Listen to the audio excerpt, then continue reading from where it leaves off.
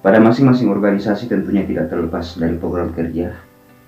Melalui program kerja tersebut dimaksudkan sebagai upaya atau usaha untuk mewujudkan tujuan bersama terbentuknya organisasi sebagaimana yang dijabarkan melalui visi dan misi organisasi tersebut, sehingga program kerja organisasi tersebut diharapkan dapat diselesaikan tepat waktu.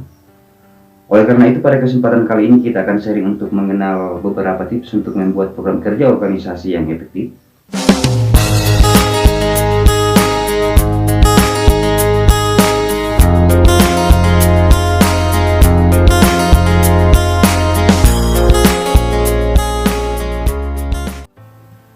Halo sobat, senang dapat bertemu dengan Anda. Apa kabar? Semoga sukacita dan kabar baik adalah bagian daripada kehidupan kita. Seperti biasanya bagi sobat dan teman-teman yang berkerinduan untuk belajar seputaran organisasi, melalui channel ini telah tersedia kelas untuk sharing lebih lanjut seputaran organisasi. Silakan bergabung dengan menekan tombol gabung dan pilih level kelas sesuai dengan keperluan.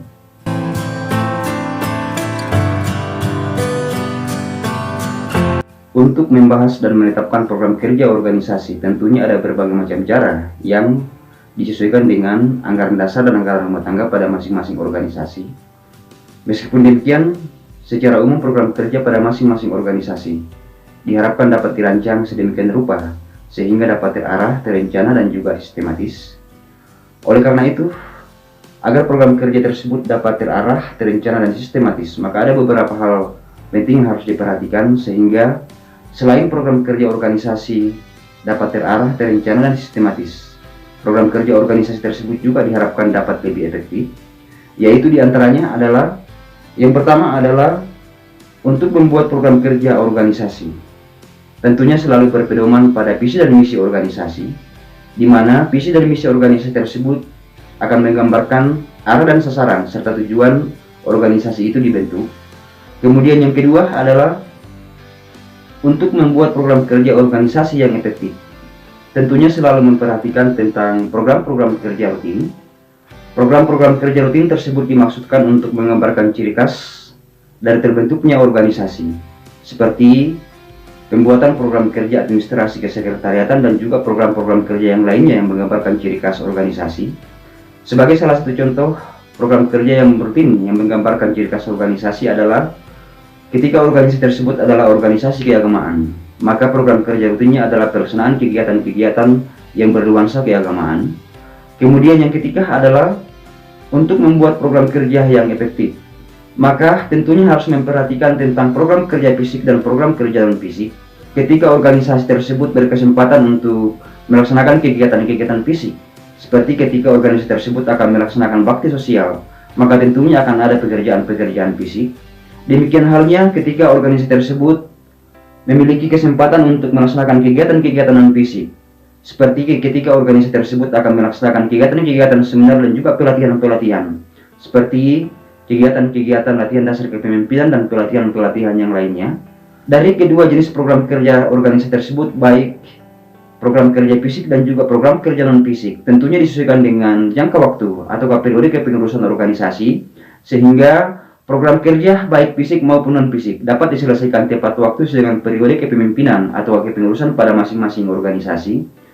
Kemudian yang keempat adalah bagi organisasi yang memiliki waktu kepengurusan atau periode kepemimpinan lebih dari 1 tahun, seperti ketika organisasi tersebut memiliki periode kepemimpinan atau waktu kepengurusan sebanyak 5 tahun, maka tentunya dapat berpedoman pada rencana kerja strategis yang di dalamnya tentunya akan ada program kerja jangka panjang, jangka pendek, dan juga jangka menengah, di mana program kerja jangka pendek dan juga program kerja jangka menengah dan juga program kerja jangka panjang tentunya membutuhkan program-program kerja khusus yang dapat diselesaikan dari tahun ke tahun sesuai dengan program-program kerja yang akan dilaksanakan. Sebagai salah satu contoh adalah ketika organisasi tersebut memiliki waktu periode 5 tahun, maka tentunya memiliki program kerja organisasi yang panjang yang disebut dengan rencana program kerja jangka panjang yang tentunya dapat dikerjakan mulai dari tahun pertama sampai dengan tahun kelima, yang diharapkan pada tahun kelima tersebut program kerja jangka panjang tersebut dapat terselesaikan dengan baik. Kemudian yang kelima adalah untuk membuat program kerja organisasi yang efektif, tentunya selalu memperhitungkan sumber-sumber pendanaan yang dipergunakan untuk membiayai seluruh rangkaian program kerja organisasi yang telah ditetapkan, Sebab pada dasarnya pada masing-masing organisasi tentunya memiliki sumber-sumber pendanaan, baik itu pendanaan yang merupakan sodana dan juga swadaya. Kemudian yang terakhir, yang keenam, adalah untuk membuat program kerja organisasi yang efektif sehingga dapat diselesaikan tepat waktu. Maka seluruh rangkaian program kerja yang telah ditetapkan tersebut tentunya diharapkan telah dibuatkan dalam bentuk schedule, sehingga target pencapaian atau target realisasi dari program kerja tersebut diharapkan dapat diselesaikan selama satu periode kepengurusan atau kepemimpinan pada masing-masing organisasi. Dari keenam poin tersebut dapat kita melihat bahwa pada masing-masing organisasi tentunya diharapkan untuk membuat program kerja yang efektif, di mana program kerja yang efektif dimaksudkan sebagai upaya atau usaha untuk mewujudkan tujuan organisasi sebagaimana yang terjabarkan melalui visi dan misi organisasi, yang tentunya diharapkan dapat diselesaikan tepat waktu. Berbagai macam cara yang dapat dilakukan untuk membuat program kerja yang efektif, seperti ketiga organisasi dapat membuat program kerja yang terencana, terarah, dan juga sistematis, sebagaimana yang telah kita bahas lewat video sebelumnya. Semoga bermanfaat, dan perkenankan kami menyampaikan terima kasih kepada sahabat dan teman-teman komunitas tutorial organisasi yang telah mendukung channel ini, sehingga channel tutorial organisasi ini semakin hari semakin tumbuh dan berkembang dan mendekati 10.000 subscriber.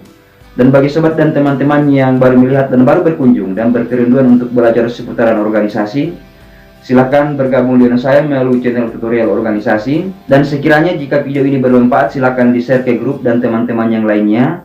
Dan jangan lupa untuk mengklik dan menonton salah satu video yang akan ditampilkan di akhir video ini. Salam kompak penuh persahabatan, dan terima kasih sudah menonton.